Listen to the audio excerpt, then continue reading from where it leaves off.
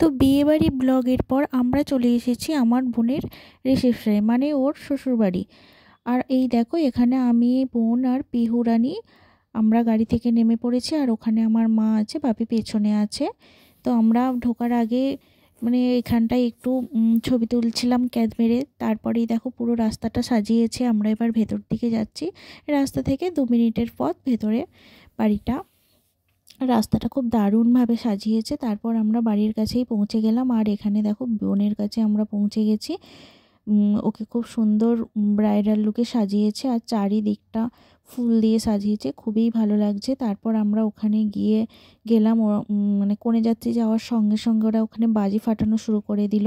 তাই আমিও একটু বাজি ফাটানোর ভিডিও করে নিলাম, পুরোটা করতে পারিনি। তারপর ফুলসজ্জার খাটটা কীরকম সাজিয়েছে, ওর ঘরটা কীরকম দেখলাম। তারপর এখানে ফুচকা, কফি, আইসক্রিম এইসবের স্টল দিয়েছিল, সেগুলো আমরা একটু একটু করে খেলাম। খেয়ে তারপর মেন কোর্সে চলে গেলাম। মেন কোর্সে